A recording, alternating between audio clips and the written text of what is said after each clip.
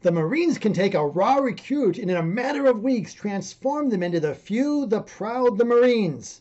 How can you as an educator take a raw nursing student and in 2 years transform them into the few, the proud, the professional nurse? Stay tuned.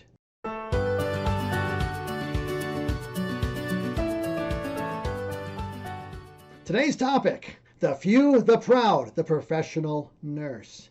You know, nursing students can say the darndest things. And I'm a member and a creator of a Facebook group for nurse educators titled Teachers Transforming Nursing Education. And if you're a nurse educator, I'd love to have you inside this supportive community. But an educator recently posted about my students are saying some really kind of darndest things. And these were some of the statements that students have stated to educators. Tell me if you might be one of them if you're a student. Do we really need to know that? Of what you covered today, what is most important? Just tell me what I need to know to pass the test. Which online test bank should I study? That could be a problem. And I'm paying for this education and such. You work for me. Boy, I hope none of you have made statements like that if you're a student. But if you're an educator, you've heard at least one of those, especially what do I need to know to pass the test? And you know, my goal in today's topic is just to help us identify what is professionalism, making it practical. And as students, I want to hold you to the highest level of professionalism. And as an educator, I want you to enforce and to kind of hold the line and intentionalize these principles. So let's talk about these themes. And what they really represent is an essence of students who really lack the passion and desire to be the best. They really just want to pass the test. And that's the standard you may have had as a student in high school, but you're not in high school anymore. You're in nursing school, and a professional nurse at that has a much higher bar. Let's get that passion back. A lack of academic integrity and cheating. You know, plagiarism, cheating on tests, it's way too common. Don't take the shortcut. Only your patients will suffer as a result. Student incivility. And really the essence of incivility, it's disrespectful behavior or disrespectful attitudes towards faculty or your students and anyone in between. You know, nursing as a profession, Isabel Hampton Rob, one of the influential educators at the turn of the century here in the United States, said this over 120 years ago. There are still to be found those who cannot be accustomed to the new order of doing things, who do not comprehend the real difference between nursing as an occupation and a profession. And you know, as a member of a profession, there's differences in how we need to roll as students, and we need to hold our students to those high standards. That excellence matters as a student. Do you desire to be the best or just good enough to pass the test?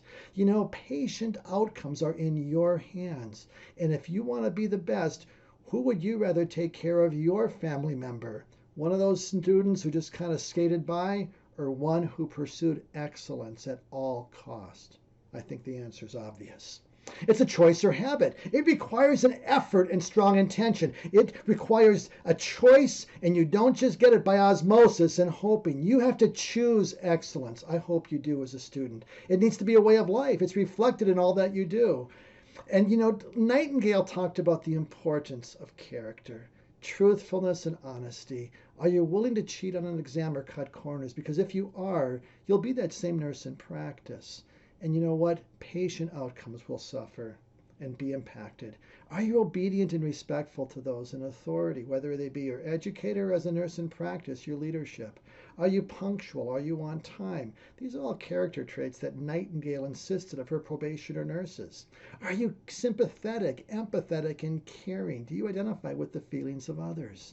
You need to really have that heart-to-heart connection with another human being as you care for them. And how do you have humility? Do you recognize your limitation as a student learner, that you don't know it all? And I've seen some students kind of make that assumption that's all too obvious that they really don't. Don't be that student nurse. And as we look at incivility, another disrespectful, unprofessional behavior, ask yourself, are you one of these students who disrupt class and clinical by making rude comments, engage in side conversations, dominate the class, use cell phone, texting, inappropriate computer use, or are late to class, leave early, and hopefully not sleep in class?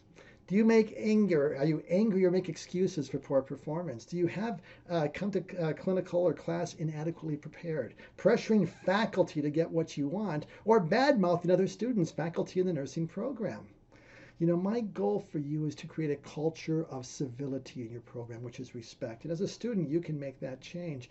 Incivility is a disregard for others, it's disrespect, and it really is very, very painful. It's an assault on human dignity. But civility is where you have respect and dignity for the individual. Do you honor differences of your students, of educators, and do you seek common ground? And as you look at these professional behaviors as a student, is it in you? This is Michael Jordan in the old Gatorade commercials who sweated orange, yellow, green, purple Gatorade. We can't, as an educator, these character traits need to be in you. And it's my prayer that you would recognize that high bar of professionalism, hold yourself accountable to it, and live it out. And so if you're an educator, what will you do differently to make professionalism practical in your program? If you're a student, how will you roll differently in your program? I'd love to hear it, so please leave a comment. And if you haven't already, subscribe to this channel and be first in line to receive fresh content coming consistently in 2020. And finally, be sure to check out the link on this video to go deeper on this topic if you're an educator through a new online nurse educator conference site where this is a breakout session complete with contact hours. Thank you for all that you're doing to be part of the needed change.